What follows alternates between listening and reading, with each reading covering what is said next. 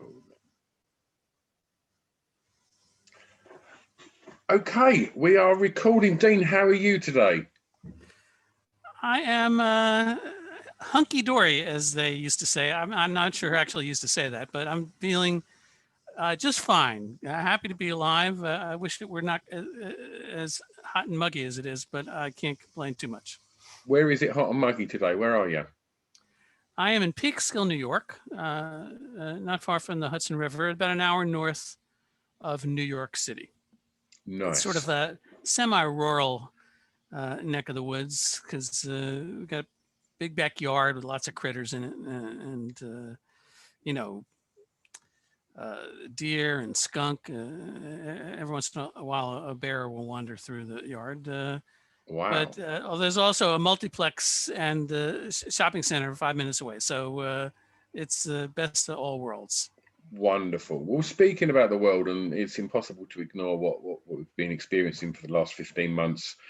For the purpose to give some kind of timeline on this, we're recording this on the 15th of July, which is in the week that the UK have announced that the following week all restrictions will be dropped and venues and live music can all start again.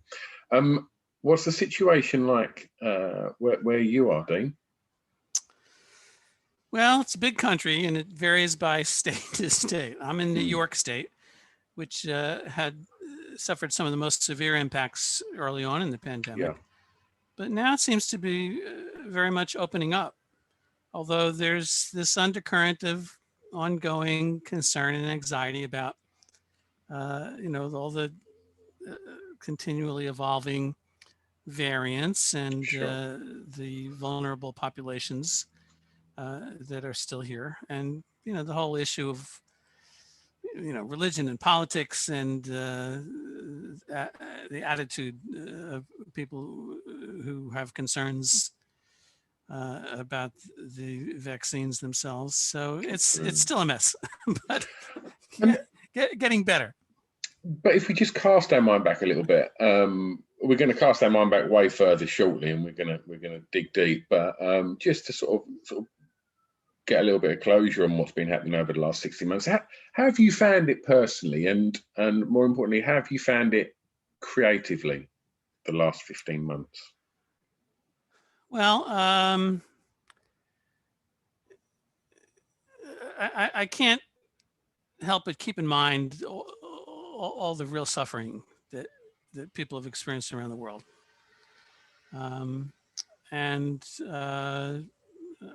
I'm also really conscious of the fact that my immediate family has escaped that. And for the most part, although we know some people who have died because of COVID and suffered ongoing consequences still, who somewhat recovered from it.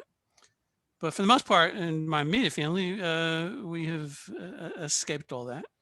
And in a weird way, and I'm sure this is true of almost every independent artist or any artist to speak of, including all the musician friends I have, which is that it provided this unexpected opportunity to really slow down and sort of recalculate and more fully engage in my art and craft in ways that I never really had the opportunity to before. I just finished recording my 9th studio album. And it's really the first time in my recording career I really had an opportunity to slow down and really explore the music I was writing and recording.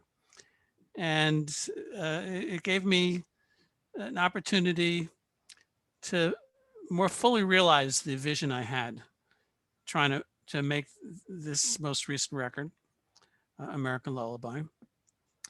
And it gave me more time to contemplate what the hell was going on. Yeah. which I see as part of my job as an artist, to express my thoughts and feelings about my life and the world around me and the lives of friends and family and just current events. I guess sort of a musical journalist to some degree. And there was surely a hell of a lot going on. Okay, well let's park up discussions on the terrible time that so many people have had over the last 15 years, and let's spend a little bit of time talking about something positive and something that generally is a big provider of joy and has been for so many people over this recent time, and that's records. And with that in mind, I'm going to start today's playlist by asking you, please, Dean, to tell me the song that you think has the greatest ever intro, please.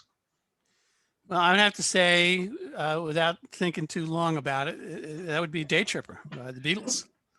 And I can hardly pick up a new or old guitar without trying out that lick. Is that the lick you go for? Is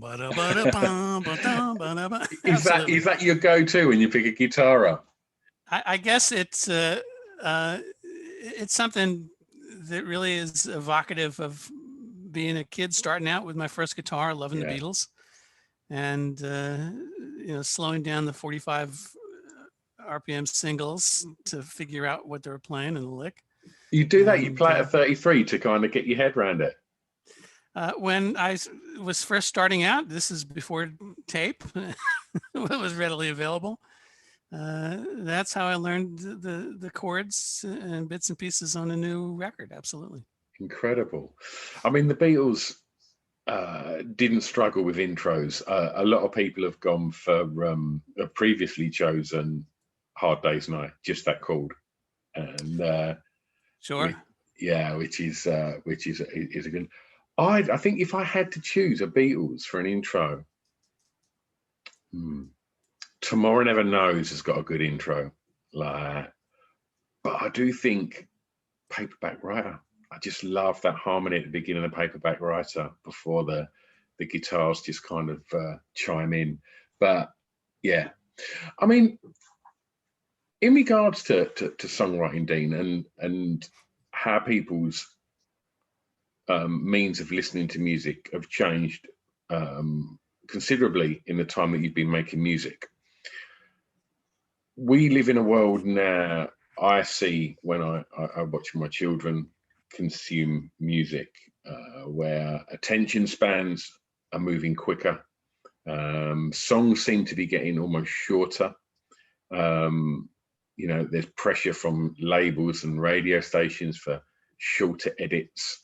I wonder, are any of those things considerations when you sit and write a song, or are you comfortable in the format of a song is a song and it will come out as it comes out? Like, what's your approach to songwriting, and how has it changed over the years? Do you know where I'm going with that question, Dean? Yeah, absolutely. I can answer it by saying I love American Pie. Right. Which is, it was the fastest selling single of all time in the States, probably still to this day. And it was, God knows, like 8, 9, 10 minutes long. Yeah. And went against all conventions for delivering a single. So that sums up my attitude. It's certainly never a consideration when I'm writing a song or when I'm producing a record. In fact, because I had the leisure of more time in the studio, I spent more time on this most recent album, American Lullaby, crafting interstitial segments, introductions to the songs that sort of set the scene. I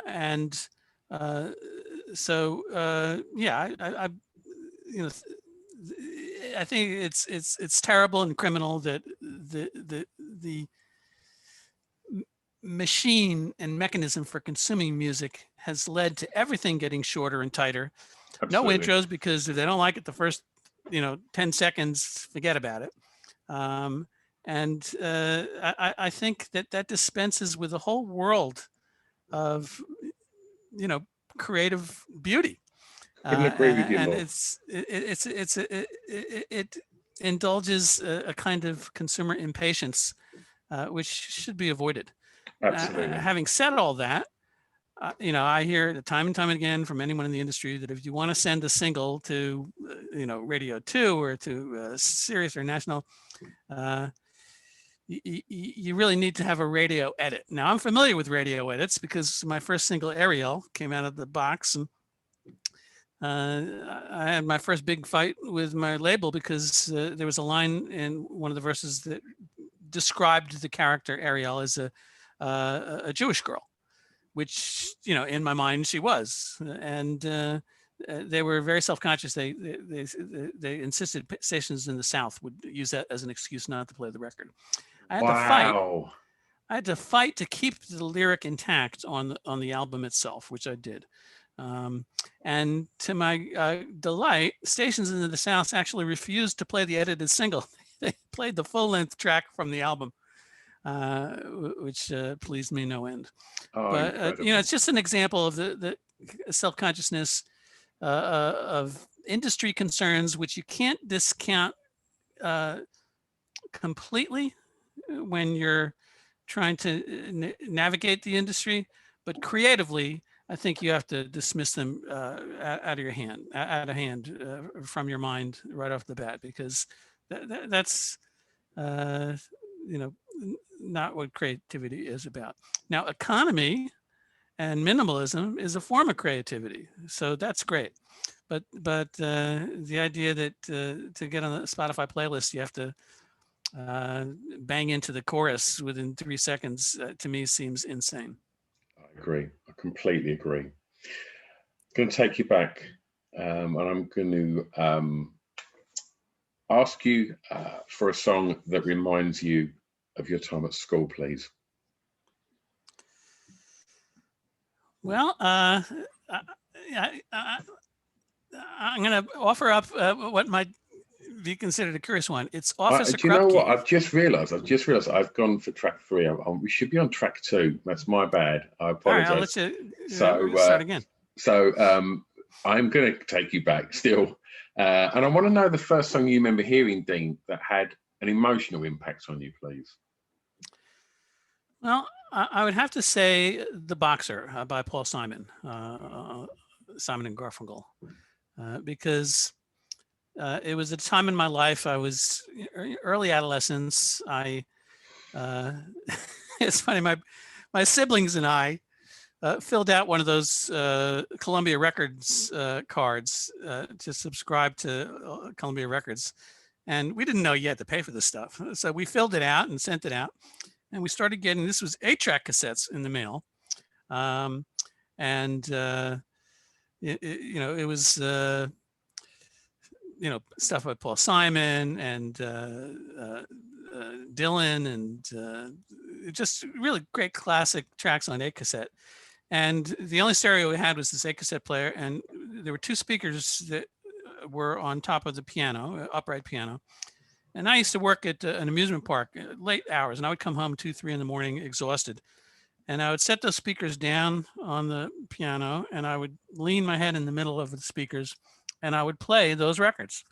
And for an exhausted and angsty adolescent, all those songs had a profound impact. And there was something about The Boxer, even though I was never a pugilistic art aficionado.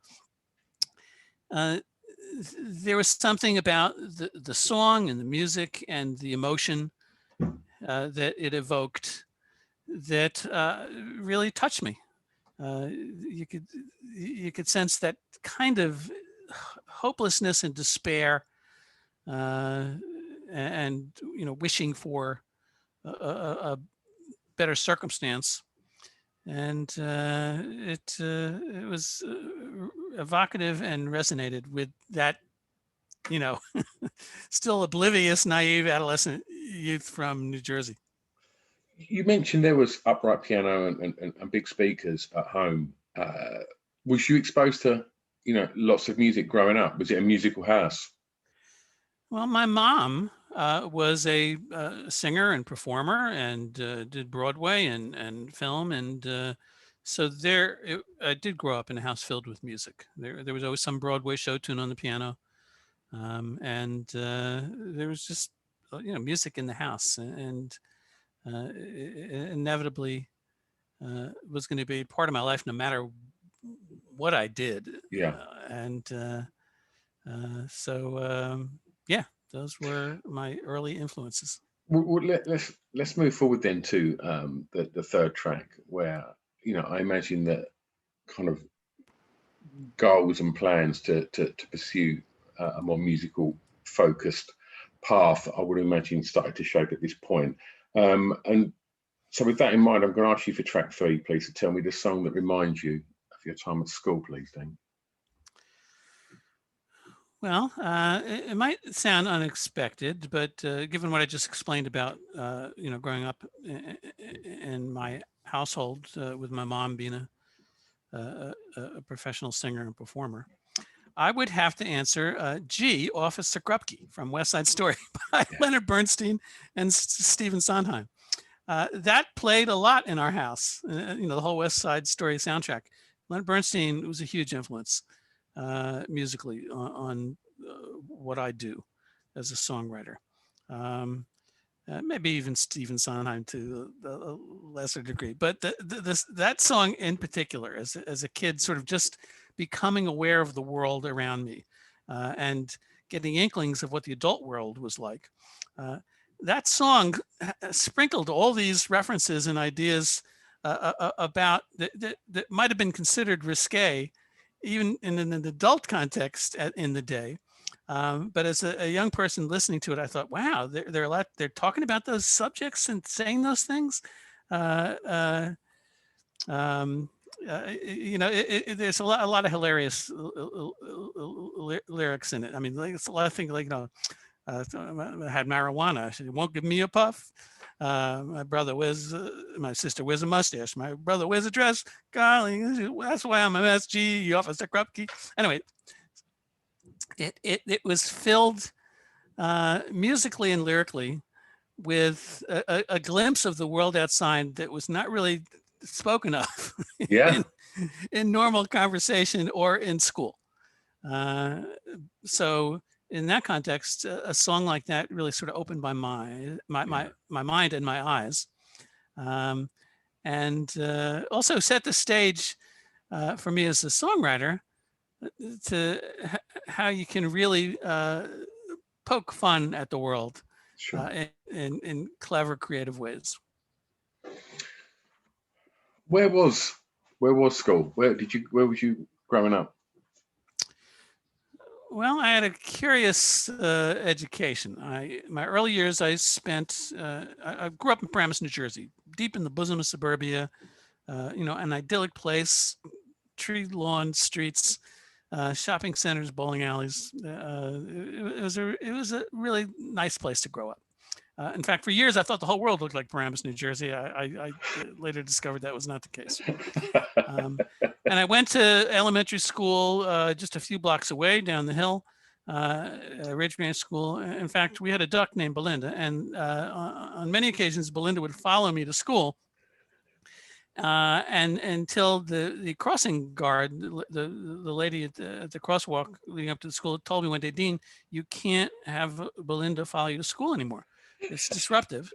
And she warned me that if I let Belinda follow me to school again, she was going to put Belinda in handcuffs.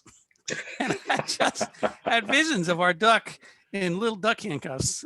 And so anyway, that was the last time Belinda followed me to school. So I went to a suburban public school, although in 5th grade, my mom, for whatever reason, she had these romantic illusions about what a yeshiva education would give me. That's an Orthodox Jewish day school first, and then a sleepaway school. So for 5th and 6th grade, and then part of my high school years, I spent time in these yeshivas. Now, I was never raised Orthodox. We didn't keep kosher. My mom raised, like lit candles on Shabbos. That was about it, the extent of it. Sure. But anyway, she sent us to the school. It was a curious experience. It exposed me to another world, and I came out of it with an appreciation for the beauty, the beautiful aspects of religion, but also a very healthy skepticism for the hypocritical elements of fundamentalism. So that kind of sums up my education to a degree. Okay. And whilst this was going on, did you have a clear idea of what you wanted to do when you finished school? Well, as I say, I just took for granted that music was going to be a big part of my life. But it wasn't until my teen years in high school that I started doing coffee houses and gigs, and they'd throw you a few bucks to get up on stage. That it occurred to me, it's kind of neat getting paid for something I love to do anyway.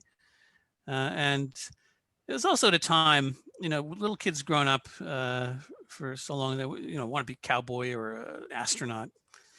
But at that time, the thing that a lot of kids aspired to be growing up was to be a singer-songwriter. Yeah. And it was that era. And so I couldn't help but have that as a potential aspiration in the back of my mind as well. And at the age of 15, I started sending out demos to all the major labels in the United States, got rejection letters from every one of them, put those rejection letters on the wall as a perverse inspiration. Just kept doing what I did and writing songs and pursuing it. And I guess I never stopped. In regards to those early shows and singing in coffee houses and things like that, was you confident?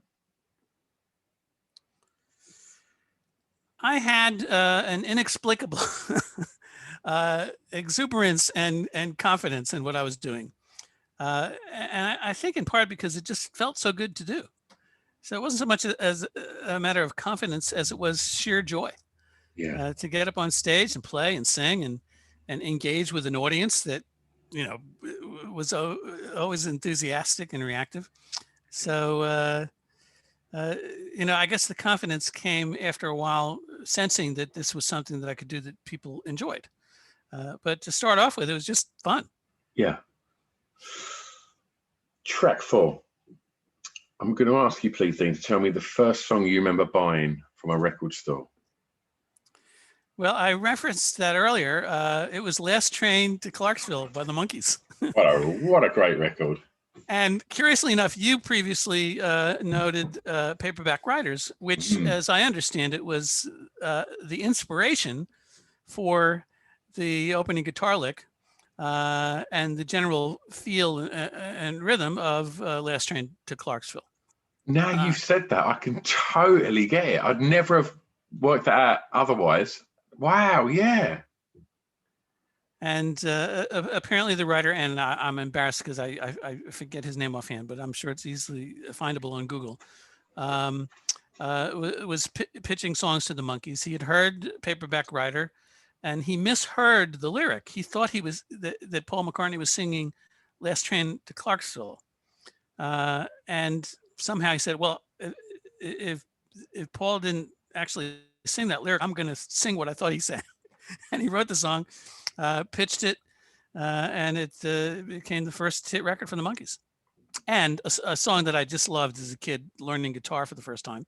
And as I said, I bought the 45 RPM. I slowed it down so that I could figure out the chords and, more importantly, the opening lick. Oh, amazing. I mean, in regards to record stores, like, how important a place were they for you growing up? Forgive me, could you repeat that again? Because I just went to grab my guitar to do this. Take the last. Anyway, You can hear Paperback Writer as well. You really can. You can, absolutely. Wow. Um, the question I was going to ask, Dean, was just about record stores, and like, were they an important place for you growing up? Well, they were an amazing place to walk in and sense not just the contemporary music that you were being exposed to on your transistor radio, or just just subliminally wherever you were, but walking into a record store confronted you with the fact that there was this vast universe of music you'd never heard of. Yeah. And it was infinite. And there was never enough time to really explore all this music. And that was just when it was, a physical a brick and mortar place. I mean, I feel envious and a little sorry for kids today being exposed to the internet, where there genuinely is an infinite variety of choice of music of every idiom, and it's a blessing and a little daunting at the same time. My son Sam, as a teenager, I once he once showed, oh look, here's my hard drive, here's the songs I have in it. He had every album I had ever heard of growing up, and 100 times more than that, and had listened to so much more kinds of music than I'd ever been exposed to, even in my adult life now. I can't help but think that it informed what he does, and he's a great musician as a result. Walking into a music store in the day was always a heart-quickening experience. Absolutely. For track 15, I'm going to ask you to tell me the song that soundtracked your year's clubbing. Yeah, well, that never happened. I was, a singer-songwriter, coffee house kind of guy. Yeah. But having said that, I really appreciated all kinds of idioms. I just love music. So what comes to mind when you ask a question like that would be "Miss You" by the Rolling Stones. Yeah. Because there's an example of, just one of the greatest rock bands in the world, paying some kind of heed to the inevitable ongoing dance idiom. Absolutely. And creating a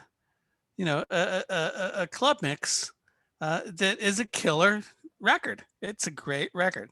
So props to the Stones for getting over themselves long enough to give their version of the latest style. Absolutely. And I'm sure that around that time there was lots of places that would have thought disco was a dirty word, and that nod to it by the Stones there, I think, was beautiful. I think it's a great record, and it suits any kind of dance floor. It's got a groove to it, that record that's infectious as hell. And it doesn't sacrifice anything, any part of the fundamental Stone ethos. Completely.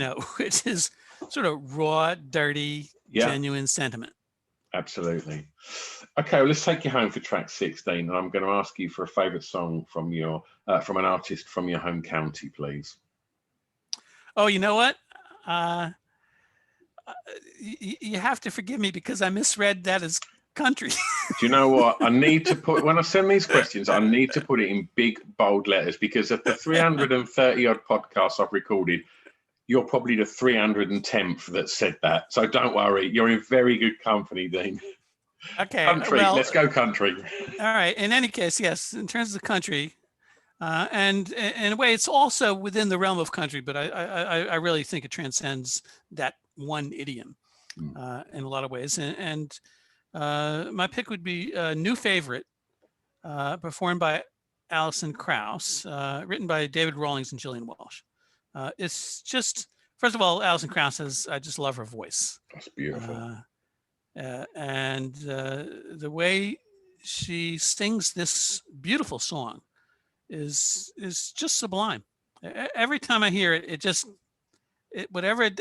sort of grabs my heart and soul and sits me down and says, "Shut the fuck up and listen to this." Yeah.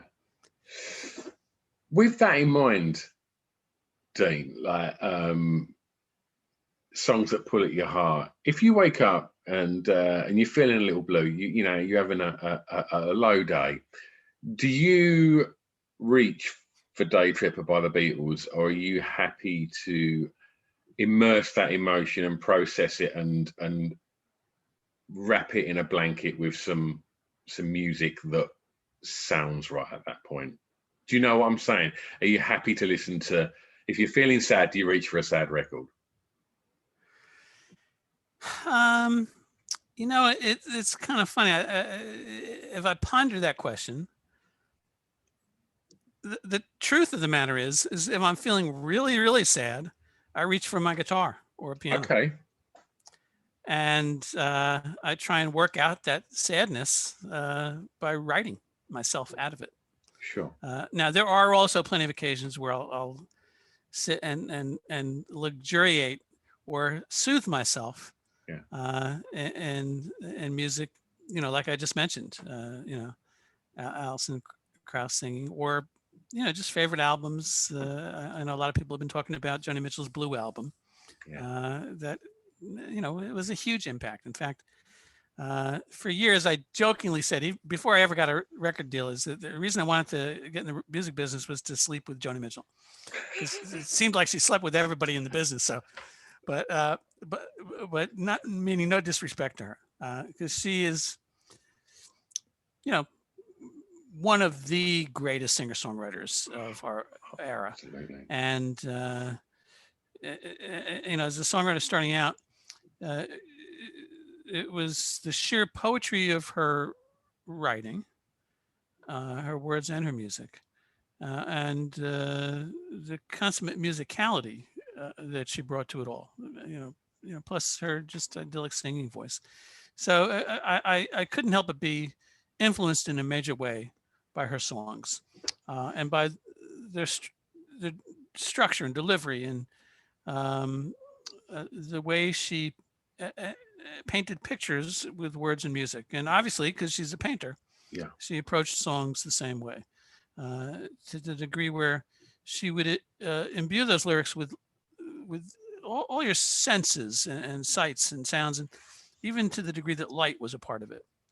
You know, but by the blue TV screen light, I drew a map of Canada. And, you know, that's such an evocative image. It really transport the listener to that setting. And as a young songwriter growing up, those kinds of songs, that kind of writing, was something I aspired to do myself. And still to this day, when I sit down to write a song, that's my goal, is to, I think of myself as someone who writes short stories set to music. And my ultimate goal is to really try and transport that listener into the song, to make them part of the song. You know, because as a listener experiencing a song, that gives me the most pleasure, and I'm trying to do that as a writer as well. Well, for the last track, you get to introduce someone to something new.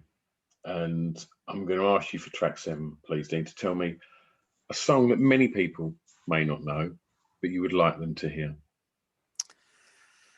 Well,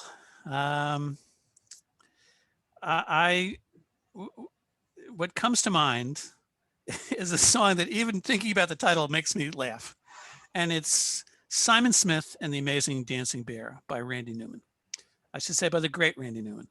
I know a lot of people are only familiar with him from the music he's done for Toy Story, which is great stuff. You know, I'm really glad for him. But the stuff he's done for grown-ups is just brilliant. And again, talking about telling stories, painting pictures with your words and music, transporting the listener. Well, that's what Randy Newman does. And, you know, also he does it with a sort of a subtle wry sense of humor that sneaks up at you and sometimes just bangs you on the head, making you break out in laughter. What he does is just amazing, but he is sort of casual and nonplussed about it, which is what I love about what he does. People listening to a lot of early Randy Newman might consider it idiosyncratic. Some of them might be dismissed as novelty records, but they're anything but that. They're just beautiful, brilliantly crafted, hilarious songs. Not all hilarious. Some are poignant, and even the hilarious ones can be poignant and heartrending. But a song like Simon Smith and the Amazing Dancing Bear, I don't even know what it's about. I mean, I know literally what it's about. You know, it's about some guy who makes a living entertaining rich folks with his amazing dancing bear. But what does that mean? I have no idea. But there's something about the song and the words and the music combined and the way he delivers that song that lifts your spirits, that just tickles your heart and mind in a way that you realize, you know what, anything is possible in this world, and all the conventions and conformity that society demands of us in every aspect of our lives, at the end of the day, is superfluous. It's irrelevant, because you know, a song like Simon Smith and the Amazing Dancing Bear basically gives you license to look at life in a totally different perspective, and to delight in the absurdity of it, and even in little small things that make absolutely no sense at all.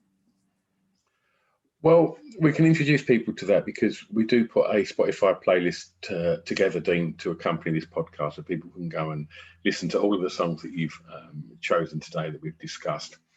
And as we find ourselves looking towards a much brighter end to this year than to how it started, with that in mind, Dean, what are you looking forward to from the rest of 21 personally, and what's going to be happening professionally?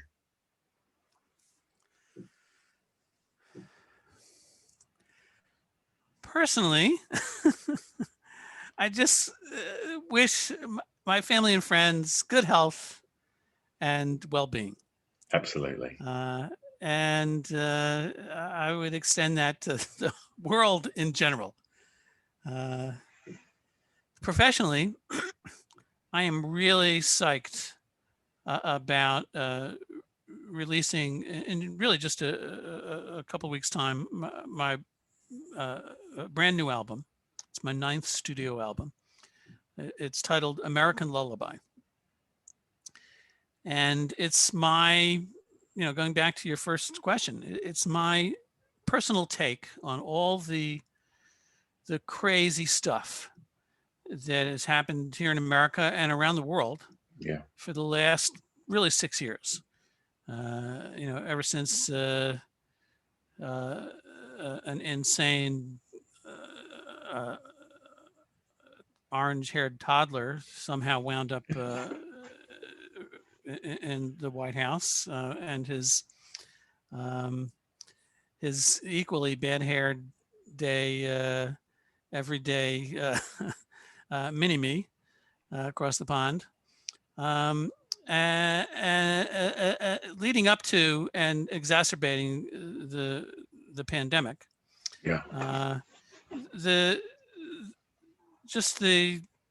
The mind-spinning disarray that everyone has experienced, and essentially the global trauma that we've endured, and that we're still in the middle of processing and trying to understand, and we're going to be processing this era for the next 100 years, until we have some sense of what the hell happened. And admittedly, even though I write all about it on this album, 12 tracks, trying to explore it and examine it and understand it, I remain completely befuddled and bewildered because everything that just happened is inexplicable. Yeah. But again, as a songwriter, part of me can't help but try and express it in a song, and hope to share that with people and maybe give them some kind of solace or, a giggle. So it's called American Lullaby,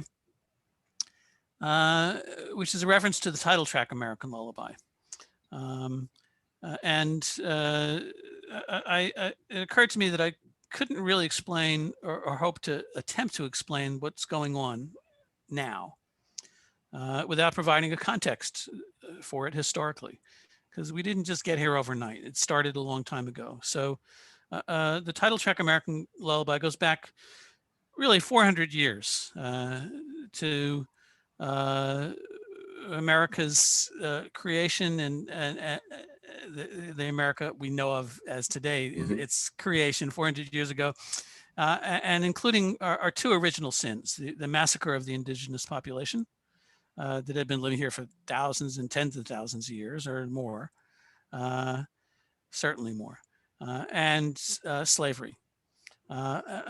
And I tack onto that our just inexplicable obsession and addiction to guns, which is unique to this country compared to the whole rest of the world. And so American Lullaby, the title track of the album, tries to address those issues. Now, it's a big challenge to try and put 400 years of history in a pop song. But I did my best. And I see it as a lullaby because like all lullabies, and I think this is true of lullabies in every culture around the world, they tend to be riddled with very dark images of terrible things that happen to children. Even if something like as seemingly benign as Rockabye Baby. Yeah, harrowing. Think about it. Rockabye Baby on a treetop. When the wind blows, the cradle will rock. When the bough will break and the cradle will come tumbling down, cradle and all, on the baby's head. That's horrible. Yeah. And yet it's sung to this innocent infant in these soothing, comforting tones. I can't help but think that that's a deft and sneaky way of imparting vital information about the terrible things that can happen in life, but to do it in a way that doesn't scare the shit out of the little kid. Yeah. So I try to do that on this album. It tells the story of America and all the crazy stuff we've gone through, but tries to do it in a gentle, comforting way. And I try to do that. That's really my intent for the whole album, because it covers topics across the board. It deals with the pandemic and the pending climate crisis and racism and sexism and classism and all the isms that you can think of that we're struggling with at the moment. The West Coast of America is on fire. Yeah. And I try to sum it up in this album. It was a challenge, but I'm really proud of the results, and I'm really eager and excited about people getting a chance to hear it and getting their reactions, because so far they've been really, really positive. And if people want to keep up to speed with releases, gigs, etc., everything that you're up to, where's the best place to keep up to speed with you, Dean? I invite your listeners to just visit my website. It's deanfriedman.com. And Friedman is Friedman. So that's deanfriedman.com. And there are all my recording updates, and all my CDs and catalog is available there, as well as listings for all my upcoming concert dates, a mix of virtual dates in 2021 and actual live on the road on-site gigs starting in April 2022. And so all that's on deanfriedman.com. Plus I'm on all the social media sites, Facebook, YouTube, Spotify, Twitter. Just type my name in Google and you'll find all these different places. But the best thing is to get on my email list, because then I can reach you directly. Just send me an email, dean@deanfriedman.com. And I mentioned the online gigs, and just to make mention of the fact that I'm doing what will be my 18th year at the Edinburgh Fringe Festival. And but this is going to be my first year doing it virtually because of the recent lockdown extension. It just was impossible for me to confirm plans to be there on site, not knowing what the hell was going to happen. But I've been doing these monthly, as has every other indie musician, or every musician of every ilk. I've been doing these monthly webcasts via Zoom, and it's at first I approached it with some trepidation because I thought, wow, there's this virtual distance. It's not going to have the same feel as a live gig, and it's true. It doesn't have the same feel as a live gig, but I've learned, having done this for many months now, it has this really weird intimacy about it that even a live gig doesn't have, and for a couple of unexpected reasons. One is, when I'm doing a live gig, I can see the faces on the people in the first couple of rows. After that, it's kind of a blur. But in a virtual gig, I see everybody's faces, everybody in the gallery, everybody in the room that's watching this. I see their faces up close. I see the expression on their faces. I see right into their living rooms. And I see, pets jumping up on their laps and their friends and their family wandering in and out. And I see what they're eating for a snack. And that's quite remarkable and unlike a live gig. And I would add that the same is true for the audience, because if you think about it, if you're at a live gig sitting in the audience, all you really are seeing is me on stage and the back of people's heads. Yeah. You don't see anyone in back of you or to your sides or really in front of you other than their haircut. But in a live Zoom concert, as I've come to learn, the audience not only sees each other up close and personal, but they can chat in real time while the concert's going on without interrupting me. And that's kind of amazing, because what it does is it really does foster this community experience that I've really come to value and appreciate. So I mentioned all this by way of prefacing that I'm doing 6 nights virtual gigs at the Edinburgh Fringe Festival, August 13, 14, and 15, and then next weekend, August 20, 21, and 22. And the tickets are available right now on my website, at deanfriedman.com, also the edfringe.com website. And I'm going to be premiering my new album, American Lullaby, which is officially released August 27th, but you can pre-order it right now on my website. So it's going to be a virtual 90-minute concert where I sing all the songs in the album and talk about them, what was on my mind, what made me write them in the first place. Try to provide a context, an introduction, if you will, for what the songs are about. And what I'll do is I'll add the links to the Fringe and stuff like that on the bio to the accompanies this podcast, so people can just go there, check out the Spotify playlist, check out the links to your website, and head over to the Fringe site as well. Dean, it's been an absolute pleasure talking records with you. Thank you so much for your time today. Best of luck with the shows, best of luck with the record, and best of luck with getting back out on the road in 2022. It's mutual, Stu. I wish you all the same. This was great fun, and it's great having an opportunity to actually talk about music and records and the songs themselves. So have a good one, man. Absolutely. Thank you so much, Dean. Thank you.